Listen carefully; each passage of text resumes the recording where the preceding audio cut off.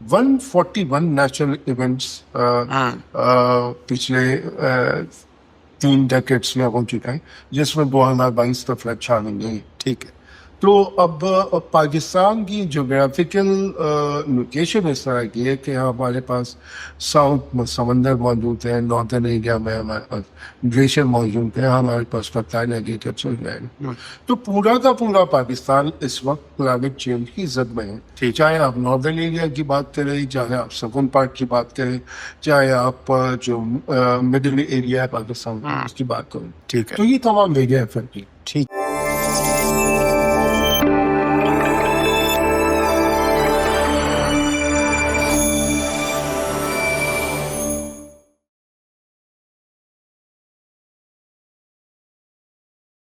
بسم اللہ الرحمن الرحیم. السلام علیکم. آپ دیکھ رہے ہیں پاک یوتھ پلس کا ایک نیا ایپیسوڈ صحیح شیخ کے ساتھ.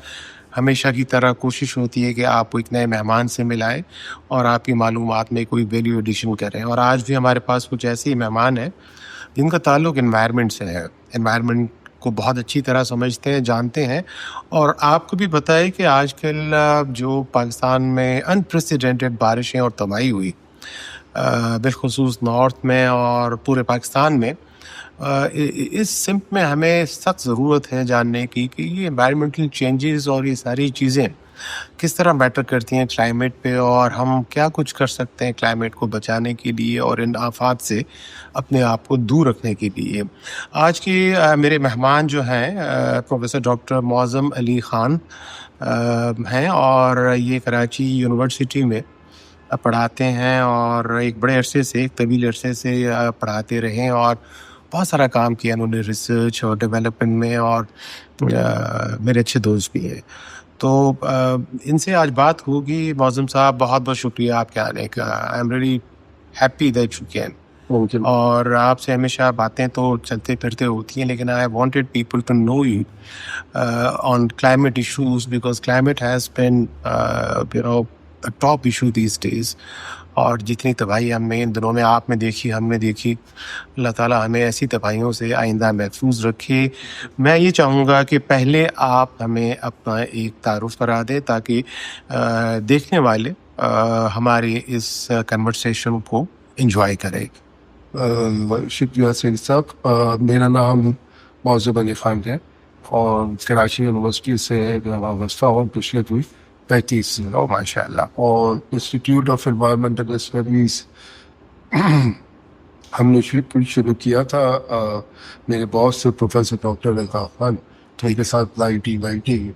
تو 1990 سے یہ آلموسٹ 35 سال ہو گئے اسی ادارے پہ کام کر رہا ہوں اور اسی ادارے کو بڑھانے کی کوشش کر رہے ہیں. اس میں 2 طرح کی چیزیں شامل ہیں. ایک تو بائی پروفیشن میں ہے پروفیسر، اور اس کے ساتھ ساتھ اپنا ریسرچ کے کام میں بھی رہتا ہے، ٹیچنگ اور ریسرچ دونوں ساتھ. ٹھیک ہے. ڈاکٹر صاحب آپ کے ساتھ جو سیشن ہوگا وہ بڑا انٹریکٹیو رہے گا اور بڑا اسٹرکچرڈ وے میں کچھ چیزیں پہلے سے بنا کے رکھی کہ آپ آئیں گے تو میں آگے پیچھے ہم نہ پوچھیں. تو پہلا تو میں یہ جاننا چاہوں گا کہ impact of climate change on Pakistan اور how global climate shifts are directly contributing to recent flooding and extreme rainfall. اس پہ کیا آپ کی رائے؟ دیکھیے، بات اصل تو یہ ہے کہ یہ کلائمیٹ چینج کا فنامنا اب کا نہیں ہے. جب دنیا فیس آف انڈسٹریلائزیشن 1900 کے بعد سے، تو اس کے بعد سے یہ مختلف قسم کے چینجز ہماری کلائمیٹ کو آنے لگے. ٹھیک ہے. اچھا، اب کلائمیٹ ہوتی کس وجہ سے چینج ہے؟ تو اس کی بنیادی وجہ جو ہے وہ گرین ہاؤس ایمیشنز. ٹھیک ہے. اور گرین ہاؤس ایمیشن میں بات کریں تو مختلف گیسز ہیں، carbon dioxide, carbon monoxide ہے، chlorofluorocarbon, nitrous oxide, water vapour, یہ تمام گرین ہاؤس گیس. اچھا، گرین ہاؤس گیسز ہوتی کیا ہیں؟ یہ گرین ہاؤس گیسز کی یہ پراپرٹی ہوتی ہے کہ they trap heat close to the surface of the earth. ٹھیک ہے. اچھا، اب امپورٹنٹ بات یہ ہے کہ پاکستان کا contribution in terms of green house emission that is totally insignificant. اچھا. ہم گرین ہاؤس ایمٹ ہی نہیں کر رہے اور ہمارا کنٹریبیوشن اس وقت کی 2025 تک 0.48% ہے. بہت کم. which is totally insignificant. लेकिन प्रॉब्लम पाकिस्तान के साथ क्या है या दूसरे साउथ एशियन कंट्रीज के साथ क्या है कि we are actually the victim of what is being produced by developed world.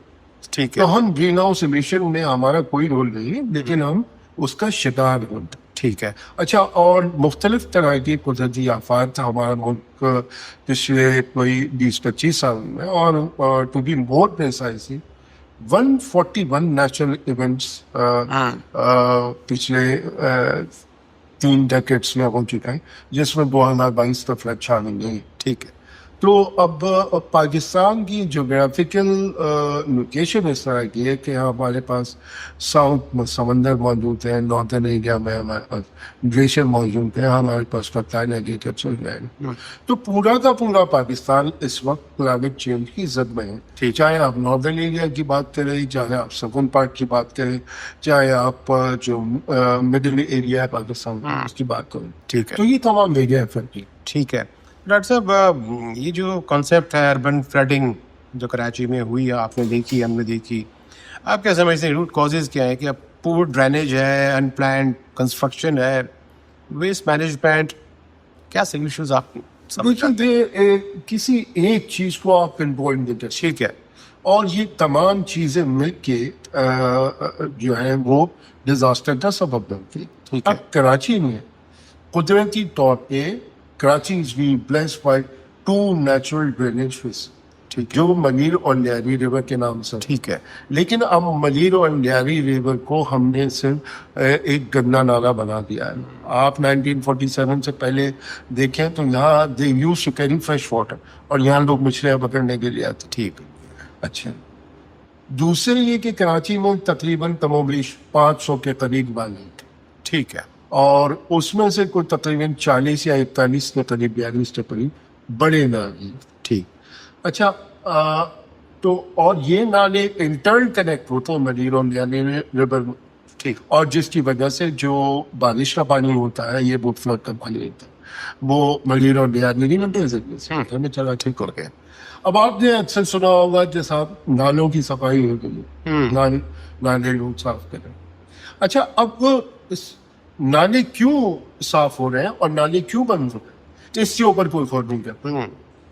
तो असल मसला यह है कि इंडिविजुअल या एक फर्द जो है वो अपना रोल प्ले नहीं कर रहा. तो हम अब कचरा उठा के नालों में डाल देते हैं और फिर इस बात का इंतजार करते हैं कि हुकूमत आए और वो नाले सफाई करे उनकी. तो सारा का सारा मलबा हुकूमत भी रिस्पॉन्सिबल. लेकिन मैं ये समझता हूँ एज एन एनवायरमेंटलिस्ट कि ज़्यादा जो अहम रोल है वो इंडिविजुअल है. हमें अपना एटीट्यूड चेंज करना होगा. तो और आप देखिए कि in case of extreme torrential rain, maximum 3 घंटे से 4 घंटे के अंदर कराची से पानी उतर जाए. ये उस सूरत में है कि जब आप ये समझते हैं कि साहब नालों की सफाई नहीं हुई, नाले भरे हुए हैं और दिस एंड दैट, उसके बावजूद भी 3 से 4 घंटे के अंदर in most of the areas पानी उतर जाता है. और अगर ये सफाई हो जाए तो क्या ही अच्छी बात है. लेकिन जरूरत इस समझ की है कि हर इंडिविजुअल को, हर सिटीजन को अपना हिस्सा डालना चाहिए. बिल्कुल. अच्छा डॉक्टर साहब, डिफॉरेस्टेशन, लैंड डिग्रेडेशन पे how does loss of green cover is worsening disasters and what policies can reverse the trend? देखिए, जो मेजर ग्रीन हाउस गैस है वो कार्बन डाइऑक्साइड, ठीक है, which account for 50% of the global warming. सही. That is the main gas which is responsible for the absorption of heat.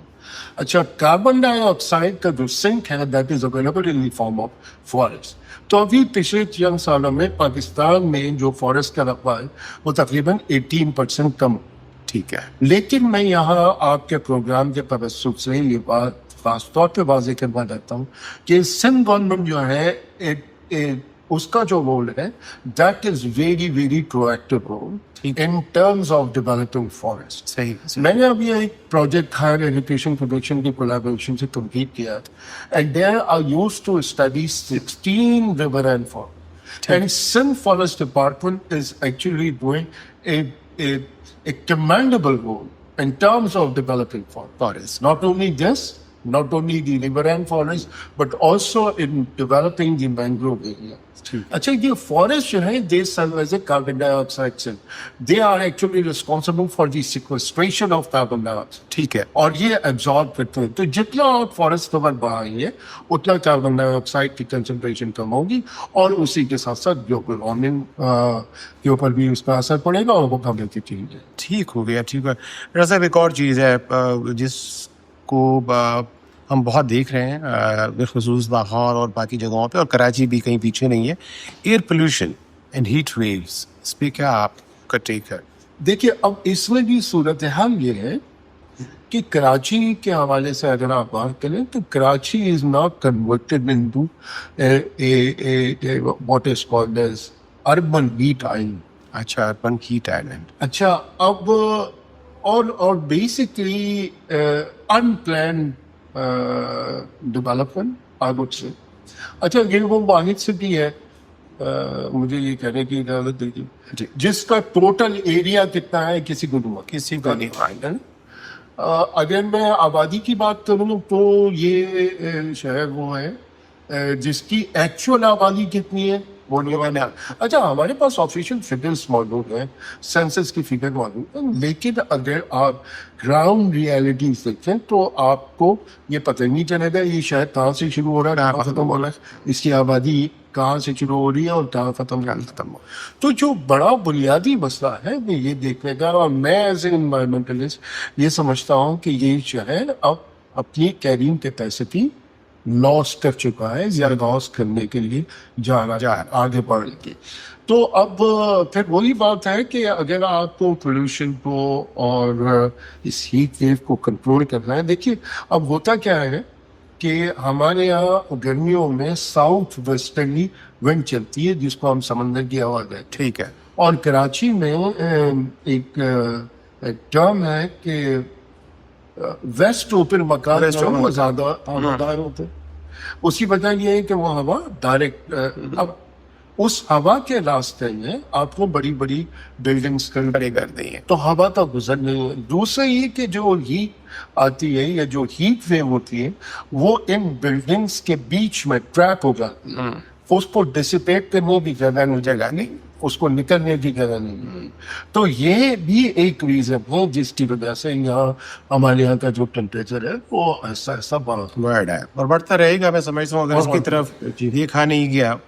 अच्छा जी, एक सवाल है कि रोल ऑफ लोकल कम्युनिटीज क्या होना चाहिए, क्या है, और आप क्या समझते हैं कि क्या मजीद करने की जरूरत है? देखिए असल रोल तो है ही कम्युनिटी का, जैसे मैंने आपने गुफ्तगू के आगाज में कहा कि इंडिविजुअल को रोल प्ले करना, कम्युनिटी को रोल प्ले करना, और फॉर्चुनेटली ये बड़ी खुशाइन बात है कि हमारे यहाँ कम्युनिटीज अब एक्टिव हो रही हैं। अब लोग इंतजार नहीं कर रहे कि कोई आएगा और हमारा काम करके जाएगा।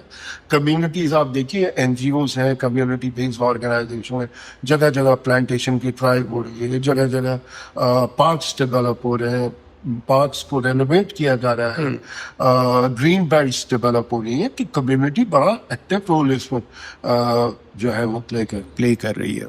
सही कहा आपने, बिल्कुल ये साथ साथ ही चलेगा काम कि कम्युनिटीज़ और गवर्नमेंट्स मिल के ये काम करें। अच्छा डॉक्टर साहब, ये सस्टेनेबल अर्बन प्लानिंग कराची के हवाले से कैसे देखते हैं इसको? देखिए एक तो ये टर्म हर एक का कॉन्सेप्ट बना है। सस्टेनेबिलिटी का मतलब क्या है कि in order to satisfy the need of today, ठीक है, without compromising the quality of life for future human generation, ठीक है। बस ये एक पंच लाइन है। अब इसके ऊपर कराची की जो टोटल एनवायरनमेंट है उसको आप व्यक्ति सही कह रहे हैं, सही कह रहे हैं। अच्छा डॉक्टर साहब, agriculture, food security, how floods and erratic weather affects crops, what adaptive measures are required? देखिए एक तो मैं आपके प्रोग्राम के तवज्जुह से बताना चाहता हूँ, पाकिस्तान का टेम्परेचर इस वक्त तकरीबन 0.5 डिग्री सेल्सियस के करीब बढ़ चुके हैं, ठीक है। अच्छा, that account for losses of 10 to 15% in terms of all major crops. That correspond to 30,000 rupees per acre. ٹھیک ہے. In terms of losses. اچھا اس میں دونوں چیزیں دونوں عوامل شامل ہیں. جب ہم اپنی کوئی کراپ لگاتے ہیں تو اس وقت ٹائملی واٹر کی اویلیبلٹی نہیں ہے. کراپ میچور ہو رہی ہوتی ہے تو اس وقت رین ہو جاتی ہے اور وہ کراپ جو ہے وہ ڈسٹروائے ہو جاتی ہے. ابھی آپ دیکھیے کہ پچھلے سال ہمارے کاٹن کی کراپ کا فیلئر ہوا اور خاص طور پر ہمارے اپنے پرابلمس کی. تو یہ جو چیزیں ہیں یہ تو ساتھ ساتھ چلتی رہیں گی. ہمارے یہاں پرابلم کیا ہونی ہے کہ not only loss of agriculture land but also loss in terms of crop yield, and that will ultimately lead to food insecurity. صحیح کہا. تو اب ہمیں کیا کرنا ہوگا؟ ہمیں ہماری پلاننگ اس طرح کی ہو. ایک تو ڈراؤٹ بڑا کامن ہے تو ہمیں ڈراؤٹ ریزسٹنٹ کراپ ان طرف جانا ہوگا. ہمیں ہمارا بنیادی مسئلہ پانی کا ہے, ہمیں واٹر مینجمنٹ کی طرف جانا ہوگا. جو ٹریڈیشنل اریگیشن کا طریقہ ہے ہمیں اس سے باہر نکلنا ہوگا. ڈرپ اریگیشن, اسپرنکلر, ان ساری چیزوں جانا پڑے گا. اچھا ڈاکٹر صاحب, پالیسی گیپس کیا سمجھتے ہیں آپ؟ ہیں ابھی بھی کچھ کرنے کی ضرورت ہے؟ بہت کچھ کیا ہے یا بس ٹھیک ہے جو کچھ ہے؟ نہیں, ہم نے بہت کچھ کیا ہے. دیکھیے ہمارے پاس منسٹری آف کلائمیٹ چینج ہے, وہاں اچھا کام ہو رہا ہے. وہاں ہمارے پاس کلائمیٹ چینج ایکٹ موجود ہے, ہمارے پاس کلائمیٹ چینج پالیسی موجود ہے. ہمارے پروونس, ہمارے سندھ پروونس پر ہماری اپنی کلائمیٹ چینج پالیسی موجود ہے. تو ان terms of policies and in terms of laws یہ ساری چیزیں ہمارے پاس اویلیبل. لیکن جو امپلیمنٹیشن ہے وہ ہاف ورٹڈ ہے. امپلیمنٹیشن کا اصل میں ایشو ہے. اگر اچھا اب اس میں میں یہ سمجھتا ہوں کہ کوئی اکیلے ایک سیکٹر کا رول نہیں ہے, سارے سیکٹرز کو مل کے کام کرنا ہوگا. ایگریکلچر کا سیکٹر ہے, واٹر کا سیکٹر ہے, انرجی سیکٹر ہے, ان تمام سیکٹرز کو آگے آنا ہوگا اور ایک کوآرڈینیٹڈ ایفرٹ کے تحت ہمیں اس کے اوپر جانا ہوگا اور آگے کر کے کام کرنا ہوگا. تو پالیسی کے حوالے سے وی آر سفیشینٹ. ایشو یہ ہے امپلیمنٹیشن بھی کہیں کہیں ہو رہی ہے. میں یہ نہیں کہتا کہ بالکل امپلیمنٹیشن نہیں, امپلیمنٹیشن بس ہاف پارٹی اور اس کے لیے زیادہ کانکریٹ ایفرٹ کی ضرورت ہے. اچھا یوتھ ان اکیڈمیاز رول آپ کیا سمجھتے ہیں ہونا چاہیے یا اب ہے اس وقت؟ دیکھیے یوتھ تو سب سے زیادہ امپورٹنٹ رول پلے کر سکتے ہیں کیونکہ یہ ہمارے یہاں جو یوتھ ہے یعنی جن کی عمر 15 سے 20-25 ہے, دیٹ کانسٹیٹیوٹس 60%. یہی تو ہمارا ایسٹ ہے, یہی تو آگے چل کے یہی انفیکٹ پاکستان کا فیوچر ہے. تو آج جس طرح کی ان کی تربیت کریں گے آگے چل کے اس کا فائدہ پاکستان. صحیح صحیح صحیح. تو اصل میں تو ان کی گرومنگ کی ضرورت ہے اور اس ہیومن ریسورس کو چینلائز کرنے کی ضرورت ہے. تو تبھی ڈاکٹر صاحب کیا دیکھتے ہیں آپ, چونکہ ایک ایجوکیشنل ادارے میں ہیں اور بہت قریب سے دیکھتے ہیں ان سارے معاملات کو, انوائرمنٹل سائنسز میں آج کل بچوں کا رجحان ہے اس طرف آتے ہیں یا آج بھی وہی چل رہا ہے MBA اور سائنسز؟ اور میں یہ کہوں گا کہ کوئی بہت زیادہ ابھی بھی جس قسم کا ریسپانس آنا چاہیے اس طرح کا آ نہیں رہا. اچھا اس کی بہت ساری وجوہات ہیں اور اس میں جو بیسک ریزن ہے وہ اکنامک ریزن ہے. ہماری یونیورسٹی میں جو لڑکے پڑھنے کے لیے آتے ہیں موسٹلی ان کا تعلق مڈل کلاس یا لوور مڈل کلاس ہوتا ہے. یہ وہ بچے ہوتے ہیں جو 4 سال اپنی تعلیم مکمل کرنے کے بعد, کیونکہ فیملی کا پریشر اتنا ہوتا ہے, اور 4 سال اپنی تعلیم مکمل کرنے کے بعد فوراً چاہتے ہیں کہ ان کو نوکری مل جائے. تو ہمارے بچوں کا رجحان ان سبجیکٹ کی طرف زیادہ ہے جہاں پر جاب کے پراسپیکٹ زیادہ ہے. تو لیکن یہ ہے کہ ہم اتنا مایوس نہیں ہیں, ابھی بھی ہمارے پاس اسٹوڈنٹ کی ایک بڑی تعداد جو ہے وہ ہمارے انسٹیٹیوٹ کو پڑھے گی اور ان تک آگے بڑھ رہے ہیں.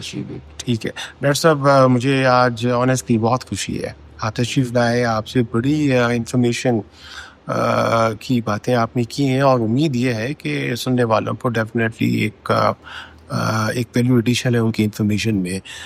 جاتے جاتے ایک کوئی یوتھ کے لیے میسیج دینا چاہیں, کیونکہ یہ میرا پروگرام آپ کو پتہ ہے کہ it's more on youth focused you know, تو کوئی ایسی چیز چونکہ آپ کا تعلق بھی ہے اکیڈمک, اس سے کیا کہیں گے بچوں کے, آج کے بچوں کے لیے کوئی ایسا موٹیویشنل آپ سمجھتے ہیں کیا؟ دیکھیے میرا اپنا تجربہ یہ ہے